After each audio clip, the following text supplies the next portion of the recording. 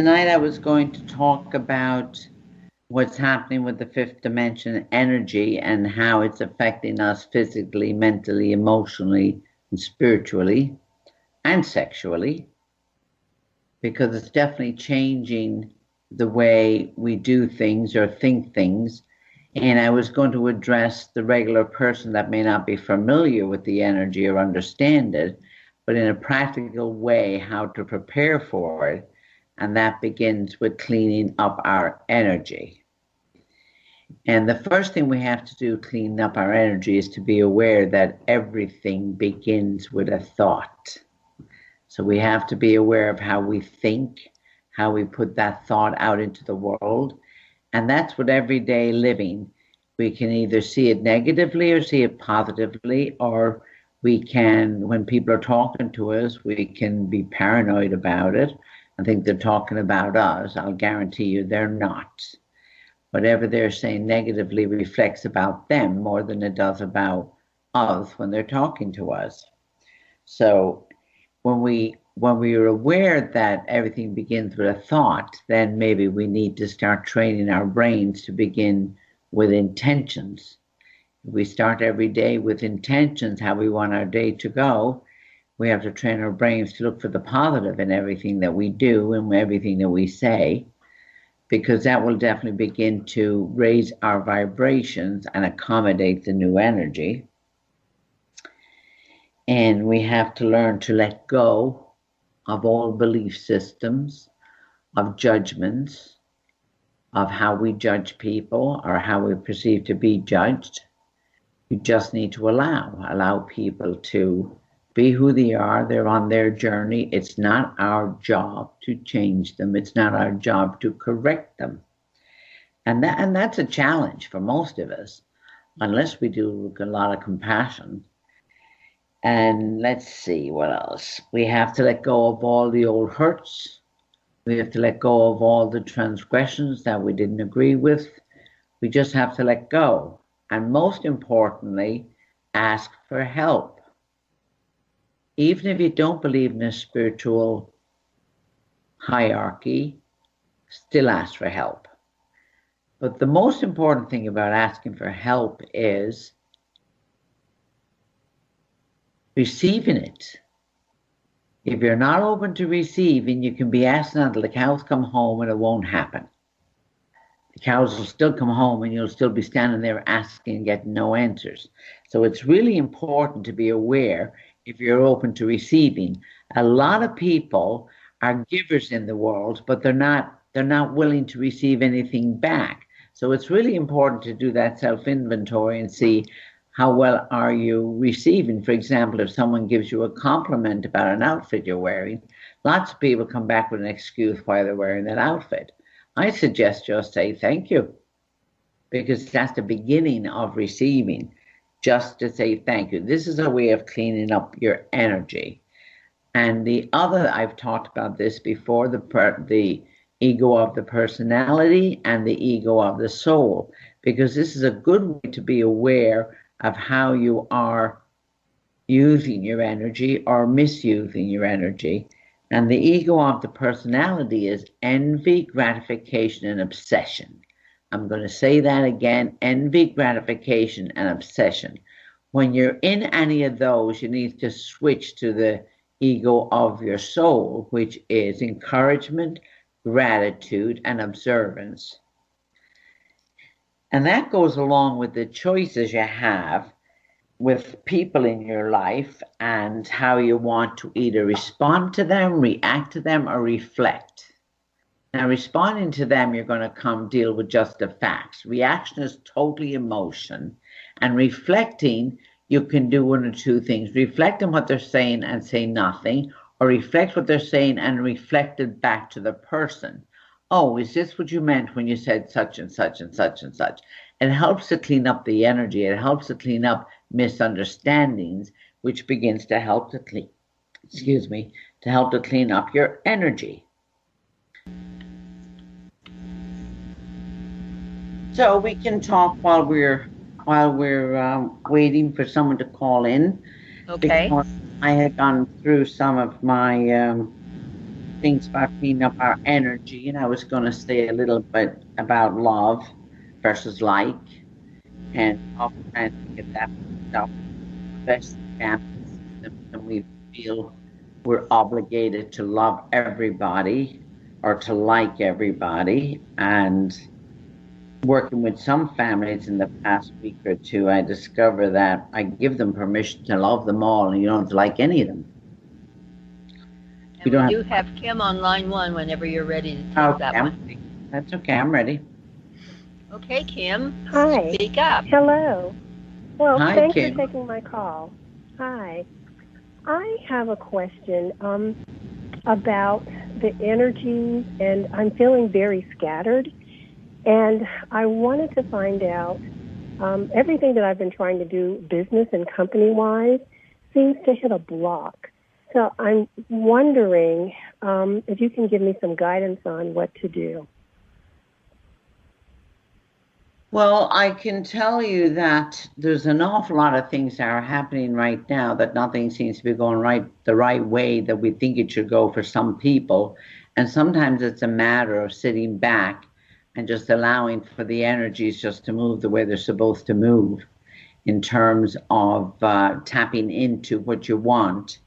I'm just asking for you specifically about what you're trying to achieve. Could you repeat the question again about the energies you're feeling that are blocking you, or just all around you? It seems to be all around me. Okay. Especially for my family as well. Yeah, it's just like everything that we put forward, there seems to be a block. Well, then that's telling you it's not time to put it forward. It's pushing something forward to make it work when it's not time for it to work. It has to do with, you have to take a clear look at what it is you're trying to push forward and put it again, I'm going to repeat again, into the highest good, and that will help remove some of the blocks. What I do find is, what I'm being shown is that there's too much energies in the one pot, if that makes any sense. Okay, that it's all, there's no clarity to it. It's like there's a whole bunch of energies in the one pot, and it's all getting mixed up, and it's just staying there. It's almost like you almost like have to get in there and give back whoever. That's your piece, that's your piece, that's your piece, that's your piece. Now let's take a look at it and see which piece we're going to put forward first. Oh, that makes so much sense. Yes, it's about organizing. Right now you have organized chaos. Yes. Yeah. Yes. So it's about somebody taking charge, and in a diplomatic way, because you have some of the people that you're involved with are very sensitive. So you have to really sort out the energy and see which direction should that go in, and begin to place it in. Let's say if you're doing merchandise, the socks are all here, the pants are all here, the shirts are all here, the coats are all here. You need to sort out this energy. Okay. And put it in its right vibration. That makes so much sense. And then you'll be able to move it. Thank you. You're very welcome.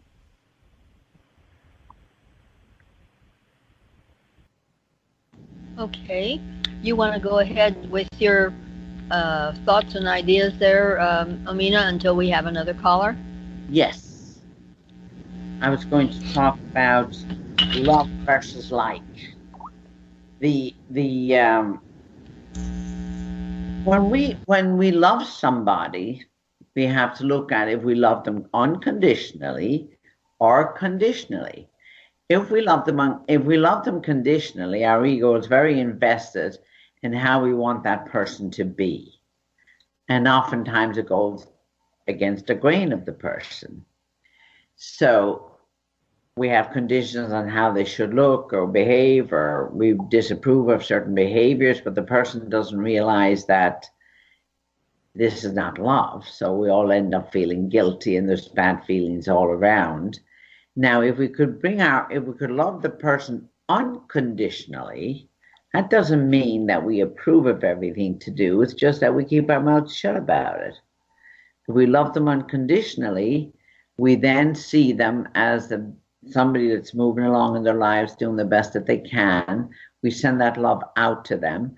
We have our own boundaries, so we don't allow their behavior to impact our lifestyle, so to speak. I love you, but I don't approve of what you're doing right now, but I still love you, and I don't approve of the behavior, and you're not allowed to do that in front of me. This is all about taking care of ourselves. It's about bringing up healthy boundaries. It's about healthy communication. If you can't talk to the person, write them a letter. It's all about learning what unconditional love is. You accept them for where they're at, you support them for where they're going, you keep the judgments out, and you don't become involved unless you want to be. But then if you do become involved, hopefully it's going to be in a supportive way. If anybody has any questions, please feel free to interrupt me, because I'm just really working on this stuff around, and I'm working with people on all of this, trying to help them have a lot less stress in their lives and stop feeling so responsible for everybody. Even though we are all very, very connected, and the more we can feel that connection, the more we can raise our vibrations, and we can raise other people's vibrations by how we accept them rather than judge them. People can start, if people take a look at their lives and see why they keep doing what they do in their lives and they're not happy with it, then they have to ask themselves for help and be open to receiving the answer. But the question I have to ask is, where did I make an absolute decision that's interfering with my life now? Children often make absolute decisions to shut down to survive, except that they're still grown up, and now they're in survival mode, not living mode, and they wonder why the love of their life doesn't come in, or this never works out, or this is the same old conflict over and over again. And oftentimes there are these absolute decisions that are made. They're usually made in childhood and through the teen years. That's where the most vulnerability is, and that's where absolute decisions are made. I've definitely come across where absolute decisions have been made in past lives that were carried forward into this life, and explained an awful lot to people when I would bring that to their attention, and then they would go around rectifying that and be able to clear up that energy. But it definitely has an impact on our psychic. It has an impact on all our mental, emotional, physical, and spiritual bodies, and it has an impact on how we use our energy. If we have a thought to use our energy for the higher good, and we keep thinking that, then things begin to turn around because it begins to raise the vibrations. And sometimes that's our purpose. We're not going anywhere till we do that. We're not going to be able to help anybody else do it if we don't do it for ourselves, because we won't have the understanding or the compassion or the willingness to help somebody if we don't understand where we're coming from ourselves, because we cannot take anybody any further than ourselves. So that's the challenge that we face, but it's also the challenge that the person that's searching as well. The person that's searching, if somebody is searching for someone to talk to, ask the universe to bring them to you. And that would be a wonderful way to start to clean up the energy. Let's see, what else? I went over most of it that's already come to me. Some of it's early, some of it is new, some of it's old. So, maybe perhaps I should talk about definitely to use your intuitive self, to pay attention to it. That'll be a feeling in your stomach oftentimes, and sometimes you'll know deep in your heart it's the wrong decision for you, or it's the right decision for you, if we take our time and we listen to that. And the difference between, I can talk about the difference between our spirituality and our soulality. And our spirituality, of course, where everything is on a much higher level, and it's much more, it's in perfect harmony with the rest of the world, and is in perfect harmony with the higher hierarchy of everything.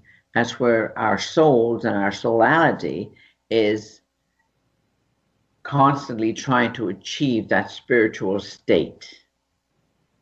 And your soul will bring people, places, and things to your attention to help you see where you have to make corrections, or see where you have to listen and allow yourself to evolve back into the spiritual being that you're trying to get back to. And always ask your soul. And oftentimes, things come into our lives and we wonder, what would that be doing there? It doesn't always look perfect. Oftentimes it looks horrible. We just have to go for the higher good and see what's behind the horrible that we're missing. And some people can come into our lives that totally turns us off, and we still have to ask, well, why did I bring that person into my life? What is it that I need to look at? And it can be, don't make it complicated. We as human beings love everything to be complicated. It really is not complicated. If we keep it simple, we can see clearer. We may not always understand it, but trust it. If your gut says no, don't go. If your gut says yes, chase it. Because either way you're going to learn, so why make it hard to learn? Anybody got any questions? I think that's a good advice that, if about moving forward, and what the last bit that you just did there, it's almost worth repeating, because that's something that maybe we haven't thought about before, or haven't realized that that's how it works. Oh yes, it works. It works in mysterious ways, really, because everybody we come in contact with, our energy affects them. If our energy doesn't affect them, we let their energy affect us. So it's a choice. Again, we're going back to living life by choice or living it by chance. If you're a risk taker, you'll probably do it by chance, but eventually you're going to end up learning how to do it by choice, because that's going in the right direction for the higher good. So, and to be aware how our energy affects people, and also to be aware how we let other people's energy affect us. Because then we have a choice to be in their company or not be in their company. If it doesn't resonate to you, it doesn't resonate to you. And we're not always going to resonate to people we meet. And in that case, we just bless them anyway.